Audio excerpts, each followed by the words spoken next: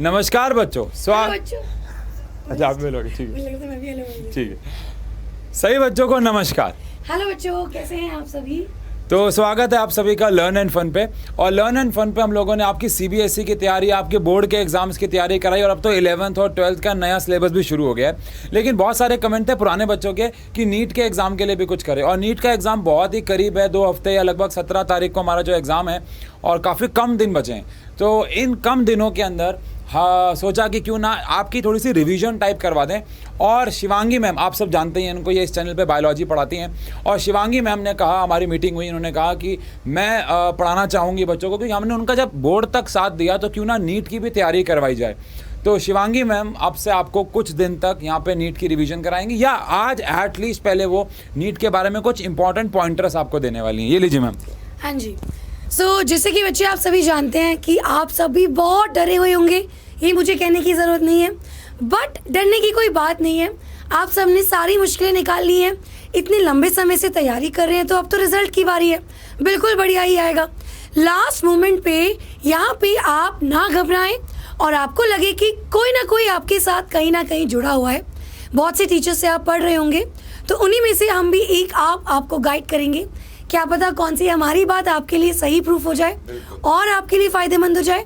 यहाँ पे आज मैं आपको उसके लिए थोड़ा सा गाइड करने वाली हूँ। चलिए, तो यहाँ पे बेटा हम लोग यहाँ पे स्टार्ट करते हैं। सुनाओ। अब सबसे पहले बेटा आपको अपने आप से ये क्वेश्चन करना है कि क्या आप 360 से 360 ला सकते हैं? सिंपल सी बात है, क्या आप 360 से 360 ला सकते हो बच्चों? अब आप में से कुछ बच्चे कहेंगे बिल्कुल ला सकते हैं, जम करके तैयारी करिए, बिल्कुल नेक्स्ट लेवल पे उनका कॉन्फिडेंस है, कहते हैं बिल्कुल आएंगे मैम। कुछ बच्चे कहते हैं यार शेट, मेरे को तो 360 से 360 लाने थे बायो में, और 360 क्यों, 720? इतना बड़ा टारगेट तो नहीं बनाना चाहिए था, क्योंकि हम डर जाते हैं। लेकिन 360 आपने बायो में बनाया होगा, फिजिक्स और केमिस्ट्री में भी आपने अपना बेस्ट टारगेट शूट किया होगा, और आप बोले होंगे नहीं मैम नहीं आ रहे, मैंने बहुत मेहनत करी बट लास्ट मोमेंट पे आई डोंट नो मेरा स्कोर क्यों नहीं आ रहा। अब मेरी एक बात ध्यान से सुनिए, चाहे आप ला सकते हैं या आपको लग रहा है आप नहीं ला सकते, ये दोनों को चीज़ों को छोड़ दीजिए। आपको बेटा केवल एक बात बार बार अपने आप से बोलनी है। आपको क्या कहना है? मेरे 360 आएंगे, नहीं आए तो कोई नहीं। 2 चीज अपने आप से कहनी है।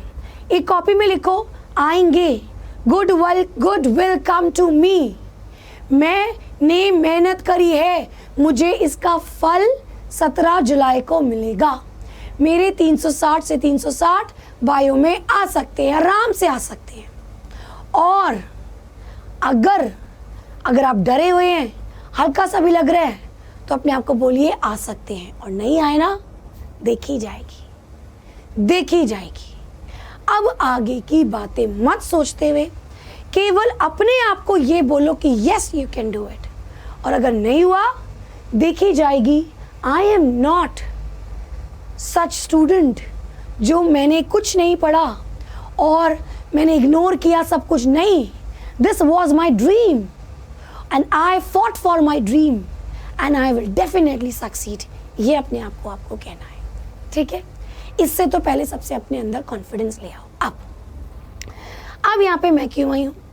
अब एक चीज़ देखिए बेटा, लास्ट मोमेंट पे आप लोग बहुत सारे टीचर से पढ़ रहे होंगे, बहुत सारा स्टडी मटेरियल से स्टडी कर रहे होंगे, बट इसी टाइम पे आप लोग मेरे से मिले और बहुत लोगों ने, बच्चों ने मुझे बोला कि मैम आप नीट के लिए प्लीज़ गाइडेंस कीजिए, प्लीज़ कुछ कीजिए।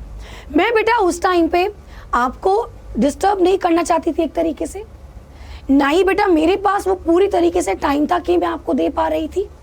Y? Because I was busy with some and something, और मैं नहीं चाहती थी कि लास्ट मोमेंट पे आपकी तैयारी एक पर्टिकुलर टाइम टेबल से चल रही है और मैं आपका टाइम टेबल डिस्टर्ब कर दूं। देखिए, ये फर्जी टीचरों की बातें हैं, फर्जी स्टूडेंट्स की बातें हैं, जो लास्ट में करना सब कुछ चाहते हैं लेकिन कर कुछ नहीं पाते। लास्ट मोमेंट पे मैं बड़ी बड़ी डींगे हाँक दूं, हाँ बेटा मैं तुम्हें कराऊंगी, ये करूंगी, वो करूंगी। नो, ये नीट का पेपर है, ये बोर्ड्स का पेपर नहीं था जिसमें 6 चैप्टर आ रहे थे आपके। ये नीट का पेपर है, इसमें आपके 36 चैप्टर आ रहे हैं बेटा बायो के। और ये डिपेंड करता है आपने पूरे 2 साल कितनी शिद्दत से पढ़ाई करी है, और लास्ट में आपने 2 साल में इतनी मेहनत करी और लास्ट में मैं आपका क्रेडिट ले जाऊं या उसको खराब कर दूं? नहीं। तो मैंने लास्ट में आपको, इसीलिए I was waiting for that particular time जब आप अपना सेल्फ स्टडी कर चुके होंगे। और अगर बेटा अगर आपने अभी तक अपना सेल्फ स्टडी नहीं किया तो उसको प्लीज 5-6 दिन में निपटा दीजिए। नाउ सो अब मैं क्यों आई हूं? सो नाउ बेटा what we can do in these last days, हम इन फाइनल दिनों में क्या कर सकते हैं कि जो आपकी तैयारी को बेस्ट बना देगा। अगर आपने तैयारी 300 नंबर की है तो कैसे आपके 330 आ सकते हैं। अगर आपकी तैयारी 330 की है तो कैसे आप 360 ला सकते हैं। ये मैं आपको लास्ट दिनों में कराने की गारंटी देती हूँ। इस चीज़ की मैं गारंटी दे सकती हूँ। मैं लास्ट में आके इस चीज़ की गारंटी नहीं दूंगी कि बेटा पढ़ लो 1 महीने में नीट पार, 2 महीने में नीट पार, इसलिए मैंने ऐसा कुछ नहीं किया। बच्चे लास्ट मोमेंट पे पढ़ते हैं। पढ़ लिया तुमने, अब मैं गारंटी देती हूँ कि लास्ट डेज में best revision I can provide you, but only if you people are ready. I am not going to force myself on you.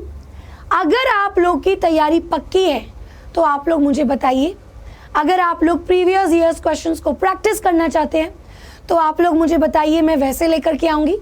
अगर आप अपने कुछ इंपॉर्टेंट टॉपिक्स को करना चाहते हैं, so let me know about those topics, I will get you those. The point is last moment पे हम बेहतर क्या कर सकते हैं कि हमारा समय भी बर्बाद ना हो और जो समय हम लगा रहे हैं वो मैक्सिमम यूटिलाइज हो। That we are going to do. और इस चीज़ के साथ थोड़ा सा आपको मैं ये आइडिया दे देती हूँ बेटा कि आपका 2021 का पेपर और 2022 में क्या डिफरेंस आपका था, सो दैट आपको ये मतलब 2021 में क्या डिफरेंस और 2022 में क्या हो सकता है, तो आपको थोड़ा सा आइडिया लग जाएगा और आप थोड़ा सा अपने आप को पक्का कर लेंगे। आई एम श्योर बहुत सारे बच्चों ने ये एनालिसिस पहले भी कर लिया होगा। मैंने कुछ स्टूडेंट्स को पहले भी इससे रिलेटेड गाइड किया है, but if it can help you I let you know कि जाते जाते अपने कौन से टॉपिक्स पे आपको सबसे ज़्यादा फोकस करना है। सो देखिए बेटा, ये तो हम सब जानते हैं टेप पैटर्न, इस पे बात ही नहीं करते, टाइम अपने पास बहुत कम है। Let's talk about the chapters direct. बेटा देखिए, आपको सारे के सारे चैप्टर बहुत इंपॉर्टेंट है। नाउ द पॉइंट इज, अगर आपके कोई चैप्टर ऐसे हैं जो आपको लगता है कि आपके क्वेश्चन सॉल्व नहीं हो रहे हैं, ऐसा होता है। लेट्स सपोज कोई बच्चा मेरे से कहता है मैम मेरे से जेनेटिक्स नहीं हो रहा है, मैम मेरे से प्लांट फिजियोलॉजी नहीं हो रहा है। So the moment you need to understand कि आप में से किसी का जेनेटिक्स है। सो देखिए बेटा, आपके जेनेटिक्स में ये 3 चैप्टर है, मतलब ये पूरा यूनिट जिसमें आपके पहले के 2 चैप्टर और एवोल्यूशन चैप्टर। अब आपको क्या इसको राइट टाइम पे कब करना है, नहीं करना। So if you have a problem in this topic, so बेटा इसको जल्दी पिक कर लीजिए, क्योंकि आपके इसमें से 11 क्वेश्चंस बने थे 2021 में। 11 क्वेश्चन बहुत मायने रखते हैं, जिसमें से बेटा आपकी प्रिंसिपल ऑफ इनहेरिटेंस वैसे तो बॉटनी का चैप्टर है, बट 2021 में क्वेश्चंस बॉटनी जूलॉजी मिक्स करके आए। मिक्स करके मतलब बॉटनी का सेक्शन अलग, जूलॉजी का अलग। So there were some chapters जिसमें से कुछ बॉटनी पार्ट से भी आए और कुछ जूलॉजी पार्ट से भी आए। जैसे कि principle of inheritance and variation में आपको 5 नंबर बॉटनी से आए, 5 क्वेश्चंस, और 6 क्वेश्चंस आपको उसमें से बटे। अगर मैं एवोल्यूशन की बात करूं तो 2 क्वेश्चंस आपके आए, 1 क्वेश्चन बॉटनी में आया और 1 क्वेश्चन आपका जूलॉजी पार्ट में आया। सो डेफिनेटली बेटा ये 13 क्वेश्चंस के लिए आपको जेनेटिक्स स्ट्रॉन्ग करना पड़ेगा। नाउ सिमिलरली अगर किसी का दूसरा चैप्टर वीक है, लेट्स सपोज अगर आपका ये इनिशियल वाला आपका यूनिट वीक है, सो अंडरस्टैंड बेटा आपका ये 3 चैप्टर में से living world, biological classification, plant kingdom, ये बेटा आपका 6 नंबर का आया था। अब इसमें से सबसे ज़्यादा जो चांसेस हैं वो इन दोनों चैप्टर्स के। पहला वाला छोड़ना है तो अभी लास्ट मोमेंट पे स्किप कर सकते हैं, but do not skip these 2 chapters. यहाँ से आपके बॉटनी वाला पार्ट मिस नहीं करना, यानी बायोलॉजिकल क्लासिफिकेशन में आपका जो ये तो पूरा ही बॉटनी का, ये तो सारा ही करना है। प्लांट किंगडम में से एंजियोस्पर्म, जिम्नोस्पर्म तो तुम्हारा थोड़ा थोड़ा कवर हो जाएगा। Now the main part is तुम्हारा एल्कीन, ब्रायोफाइट, टेरिडोफाइट से रिलेटेड क्वेश्चन, इसको तुम्हें अब कवर करना है, ठीक है। एंजियोस्पर्म को यहाँ पे क्या ही पढ़ेंगे, वो तो अपन ने डिटेल में आगे भी पढ़ लिया। सो बेटा ये चीज़ें आपको समझनी है। अगर आपका मॉर्फोलॉजी एनाटॉमी में प्रॉब्लम है, सो ये मैं आपको बता देती हूँ कि 2021 और 21 में क्या रहा, अब जो आपका पेपर होने वाला है वो किस तरीके से हो सकता है, थोड़ा सा मैं आपको ये आइडिया दे देती हूँ, सो दैट लास्ट मोमेंट पे you will get to know कि अगर आपने कोई चैप्टर अभी तक पक्का नहीं किया है तो उसको छोड़ना नहीं है। सो लास्ट मोमेंट पे अगेन आई वुड रिपीट बेटा, I will not talk about how to clear exam in 7 days। Nobody can do that, nobody can clear exam in 7 days। लोग पढ़ाई करते हैं इतने दिनों से, इतने सालों से, तब जा करके अगर ये 7 दिन भी वो नहीं पढ़े तो खराब हो जाते हैं। तो बेटा आपने जो मेहनत की है 7 दिन में आपको ब्रश करना है अपने आप को। अभी तो वहाँ पे और दिन है। माई पॉइंट इज सेइंग कि जो लास्ट डेज हैं, how you can take out maximum out of it. तो आपको सबसे पहले ये चीज़ समझिए कि जो टॉपिक्स आपके पक्के नहीं है एंड अगर उसकी 21 में वेटेज बढ़िया रही है, प्लीज़ उसको स्किप मत कीजिए। जैसे कि एनिमल किंगडम में से आपके 4 क्वेश्चंस बने, आपकी मॉर्फोलॉजी में से बेटा 2, ठीक है। अब यहाँ पे एक टाइम ऐसा भी था जब 3 से 4 क्वेश्चन आते थे, लेकिन पिछले साल इसमें से ज़्यादा पूछा नहीं गया। अगर मैं यहाँ पे बोलूँ तो this unit, cell the unit of life, cell cycle and cell division, ये तो आप सभी को आता होगा। अगर आपको अच्छे से ये आता है तो ज़्यादा इस पे टाइम वेस्ट मत कीजिए, वही प्रीवियस ईयर्स को रिवाइज करते रहिए। इसमें से ज़्यादा डिटेल में चीज़ें नहीं पूछी जाती, वही रिपीटेटिव क्वेश्चन, वही G0 वगैरह पे क्वेश्चन, वही प्रोफेज 1 पे, मियोसिस 1 के सबसे ज़्यादा क्वेश्चंस, सबसे ज़्यादा उसी पे आपके क्वेश्चंस बनते हैं। सो अगर आपका कोई पर्टिकुलर टॉपिक नहीं है तो रिवाइज कीजिए, नहीं तो only practice previous years question बेटा, आपके ये 9 नंबर पक्के हो जाएंगे। बायोमोलिक्यूल्स में रिवाइज कीजिए, लास्ट मोमेंट पे आप इसको भूलते हैं। अगर मैं ह्यूमन फिजियोलॉजी की बात करूं, अब यहाँ पे आपको दिक्कत आ सकती है। कुछ बच्चों को तो ये बहुत इजी लगता है, कुछ बच्चों को टफ लगता है। सो लास्ट मोमेंट पे जो आपने अपनी एनसीईआरटी की गाइड बनाई हुई है और जो आपने एक्स्ट्रा पॉइंट्स मतलब उस पर लिख करके जो भी आपने शॉर्ट नोट्स बनाए होंगे, आपको केवल उनको रिवाइज करना है। Just go through those highlighted point जो आपने अपनी एनसीईआरटी में बनाए हैं, ज़्यादा दिमाग नहीं लगाना। 12 क्वेश्चंस आए हैं, टोटल एनसीईआरटी बेस्ड आए हैं। डायरेक्ट क्वेश्चन डिसऑर्डर्स वाले, ये तो बेटा इनको छोड़ो ही मत, इनमें से क्वेश्चन बनता है। बहुत ही बेसिक से बेसिक आपके क्वेश्चन इसमें से आते हैं। कुछ चैप्टर्स जो आपको लगता है कि यार मैं इसको भूल रहा हूँ, ज़्यादातर बच्चे ब्रीदिंग में प्रॉब्लम होती है, किसी को एक्सक्रीशन में प्रॉब्लम होती है, न्यूरल कंट्रोल में प्रॉब्लम होती है। सो आप एनालाइज कीजिए, इक्वल लगभग बराबर सी वेटेज है, 1 से 2 क्वेश्चन, 3 क्वेश्चन, ब्रीदिंग में 2 से 3 क्वेश्चन, ब्लड सर्कुलेशन में से ज़्यादा बन जाता है, बाकी मैक्सिमम 2 क्वेश्चन के आसपास यहाँ से मान के चलिए। प्लांट फिजियोलॉजी 8 नंबर का, अगर आपके दोनों एक जैसे हैं, पहले बेटा इसको पक्का कर लो ना। अगर मैं यहाँ पे बात करूँ रिप्रोडक्शन ऑर्गेनिज्म में से कोई क्वेश्चन नहीं बना। अब यहाँ पे ह्यूमन रिप्रोडक्शन देखिए बेटा, समय लगता है, चैप्टर लंबा है, but sexual reproduction, flowering plants और ह्यूमन रिप्रोडक्शन एक ऐसे 2 चैप्टर हैं जो आपने शायद शुरू में ही पढ़े होंगे, उसके बाद बार बार आपको लर्न करने की ज़रूरत नहीं पड़ती, क्योंकि सिंपल सी एक चीज़ है, वो आपके दिमाग में बस चुकी है, उसी में से आपके पास क्वेश्चन आएगा। सो अगेन प्रैक्टिस क्वेश्चन, यहाँ से दोनों चैप्टर से आपके 4 क्वेश्चन और एक लौते सेक्सुअल रिप्रोडक्शन फ्लावरिंग प्लांट में से 4 क्वेश्चन।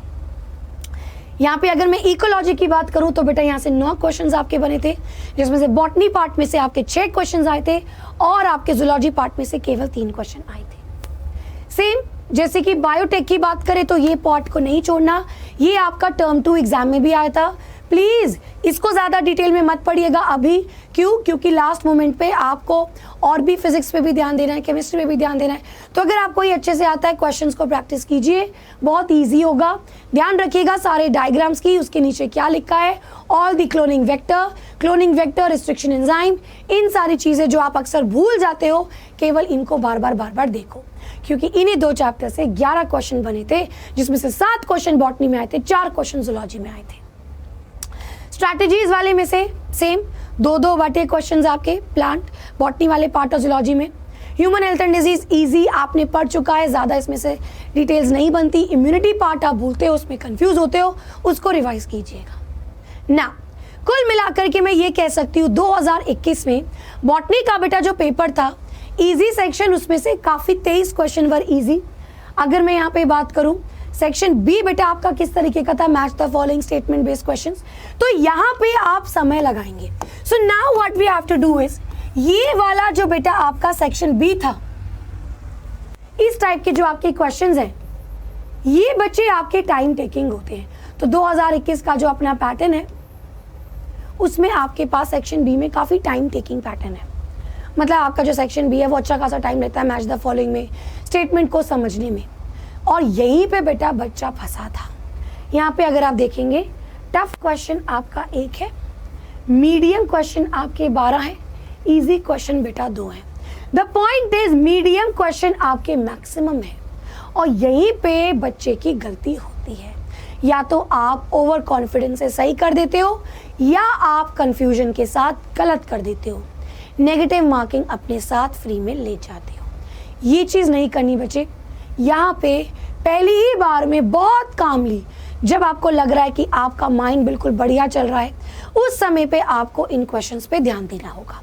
सो नाउ अभी क्या करना है, आप जो मॉक टेस्ट को सॉल्व कर रहे हैं उन मॉक टेस्ट पे मेक श्योर जो भी आपके इस तरीके के क्वेश्चंस होंगे उनको आप बहुत कामली पढ़ करके समझ करके अच्छे से करेंगे। Do not waste so much time in one question. अगर मैं यहाँ पे बात करूंगी जूलॉजी पार्ट की, इसी तरीके का था बेटा। जूलॉजी में भी आपका सेक्शन ए काफ़ी इजी था, आपके इजी क्वेश्चन 20 थे, मीडियम 12, और आपके सेक्शन बी में 11 क्वेश्चंस आपके मीडियम लेवल में थे। Again it was a time taking thing. So कुल मिलाकर के अगर मैं कहूँ तो बॉटनी जूलॉजी में ज़्यादा डिफरेंस नहीं है, दोनों ही आपका अगर देखा जाए तो एक जैसे लेवल का था। थोड़ा बहुत कुछ इजी, थोड़ा बहुत कुछ किसी में कुछ डिफिकल्ट क्वेश्चन। अगर मैं क्लास 11th और 12th की बात करूँ, देयर वाज अ स्लाइट बहुत ही कम मेरा आपका देखा गया था इन मतलब क्लास 12th में एक आध क्वेश्चन का फर्क, लगभग मेरा बाकी बराबर ही आता है।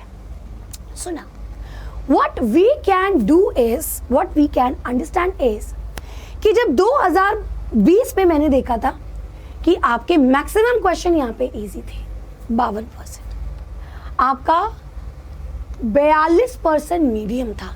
यहाँ पे बेटा बच्चा की रैंक डिसाइड होती है। मतलब यहाँ पे एक्चुअली बच्चे या तो एकदम टॉप कर जाते हैं इनको क्लियर करके, या बेटा उसके बाद वो अटक जाते हैं। 2021 में भी अगर आप देखेंगे इजी और मीडियम आपका बराबर बराबर था। यानी बेटा अब आपके पास इजी वाला पार्ट बहुत ज़्यादा नहीं था।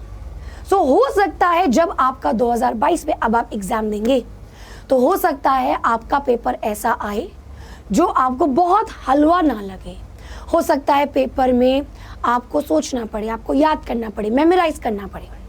सेम गोज फॉर फिजिक्स और केमिस्ट्री, हो सकता है आपको कैलकुलेशन करते समय थोड़ी सी प्रॉब्लम हो। सो उन चीज़ों को हम अभी से सुधार सकते हैं। क्योंकि हम कैसे सुधार सकते हैं? There is only one thing, that is mindset. So now अब हमें क्या करना है? अपना बढ़िया माइंडसेट रखना है, अच्छे से पढ़ाई करनी है, डर को बिल्कुल गायब कर देना है, बिल्कुल बढ़िया तरीके से मेहनत करनी है। जो भी हमने पढ़ लिया है उसको पहले रिवाइज करना है। अगर कुछ ऐसा पार्ट जो कि वेटेज वाइज बहुत इंपॉर्टेंट आप छोड़ रहे हो, फटाफट से उसको पहले रिवाइज कर दीजिए। ज़्यादा डिटेल में नहीं पढ़ना है। अब आपके पास केवल 2 किताब होनी चाहिए, एक आपकी नोट जिसमें आपने एनसीईआरटी रखी है, या फिर आपकी एनसीईआरटी। मतलब दोनों को भी साथ में लेने की ज़रूरत नहीं है। अगर रखते हैं, रिवाइज ओनली दोज पेजेस जो आप भूलते हैं, और दूसरी बेटा आपकी प्रीवियस ईयर्स क्वेश्चंस की किताब, वो भी आपको थ्योरी की तरह रटी होनी चाहिए। हर क्वेश्चन का हर आंसर फिर से देख लो। लास्ट कुछ सालों में ऐसा क्वेश्चन जो आया हो जिसमें 2 ऑप्शन सही हो, ऐसे क्वेश्चंस का भी ध्यान रखिएगा बेटा। Now the point is you have to build the confidence in yourself. So last moment पे ऐसा कुछ भी नहीं करेंगे जिससे आपका कॉन्फिडेंस डाउन आए। So at last what we can do is, now अब आप तैयारी कीजिए। कमेंट्स में बताइए कि आपकी तैयारी कैसी है। मैं आपके लिए अगर आप चाहते हैं तो प्रीवियस ईयर्स क्वेश्चंस की रिवीजन या प्रैक्टिस क्वेश्चंस ला सकती हूँ जो आपके नंबर को इम्प्रूव कर सकता है। थ्योरी पढ़ने का फ़ायदा नहीं है, आप वही चीज़ पहले भी पढ़े थे, यही चीज़ अब भी पढ़ेंगे। I will recommend you people do not watches any theory classes right now. कोई भी उस तरीके की क्लासेस मत देखिए जिसमें आपका टाइम वेस्ट हो रहा है, क्यों? बिकॉज बेटा आप क्लास देखेंगे, पहले भी टीचर ने आपको वही पढ़ाया था, बाद में भी टीचर ने आपको वही पढ़ाया है, अभी भी आप देखोगे तो वही पढ़ाएगा। जब उस पॉइंट्स को लिखा है उन पॉइंट्स को आप रिवाइज कीजिए। Do not waste time in watching बहुत 2-2, 3-3 घंटे के लेक्चर्स। केवल उस चीज़ पे टाइम बताइए जहाँ पे आपको ज़रूरत है। तो अगर आपको प्रैक्टिस करना है बायो पे, I will come up with questions जिसमें हम प्रैक्टिस कर सकेंगे, सो दैट हमारा टाइम भी वेस्ट नहीं हो और वो 1-1.5 घंटा हमको हम स्ट्रेस भी रिलीव कर सके और अपना कॉन्फिडेंस भी बूस्ट कर सके। ठीक है, और मैक्सिमम टाइम अपनी वीकनेस पे दीजिए, क्योंकि ये अब आपकी सबसे बड़ी स्ट्रेंथ बन जाएगी। शो योर मैक्सिमम लगन to your weakness now, and 17 जुलाई को आपका पेपर बढ़िया होने वाला है। ठीक है, सो ठीक है बच्चे, ठीक है। आई होप आप सभी को ये सेशन काफ़ी हेल्पफुल लगा होगा। बच्चों एक बात हमेशा ध्यान रखना है कि अगर आपको कोई भी ज़रूरत है, अब वो चाहे नीट की हो, जैसे कि एग्ज़ाम के दिनों पे बच्चों ने हमें बोला लर्न एंड फन के 9-10 के चैनल पे कि हिंदी भी लेके आओ, उनके लिए हिंदी भी लाई गई, एंड मौके पे मैम की तबीयत ख़राब हो गई, इंग्लिश भी लाई गई। तो लेकिन आप सबसे ऊपर हो, कोई भी हेल्प चाहिए किसी भी प्रकार की, नीट की रिवीजन चाहिए, मैम ने जैसा बोली दिया, कमेंट सेक्शन में बताओ, आपके लिए नीट की रिवीजन लाएंगे। कोई पर्टिकुलर टॉपिक आपको बहुत कंफ्यूज कर रहा है, वो कमेंट सेक्शन पे दो, मैम आपको वो टॉपिक पढ़ाएंगे। ऑब्वियसली बात है सारी पढ़ाई तो नहीं हो सकती अब, लेकिन अगर आपको लगता है कि यार ये टॉपिक मैंने पढ़ा था, मुझे समझ में नहीं आ रहा, प्लीज़ कमेंट सेक्शन पे लिखिएगा और वो चीज़ों को यहाँ पे सॉल्व किया जाएगा, क्योंकि सबसे ऊपर आप हो। और सबसे इंपॉर्टेंट बात, डरने की कोई ज़रूरत नहीं है। अगर आपने अपनी पूरी तैयारी दिल से की है तो फिर देखा जाएगा जो है। बस अपने दिल से मेहनत करो। ये जो दिन बचे हमारे पास 17 दिन 16 दिन जितने भी दिन पड़े हैं, अपने दिल से मेहनत करते चलो। यहाँ से कुछ नॉलेज लो, कुछ जहाँ से भी आप ले रहे हो लेते रहो, लेकिन अपनी पढ़ाई को रोको मत। बस ये कहना चाहेंगे। ठीक है, so thank you everyone and all the best.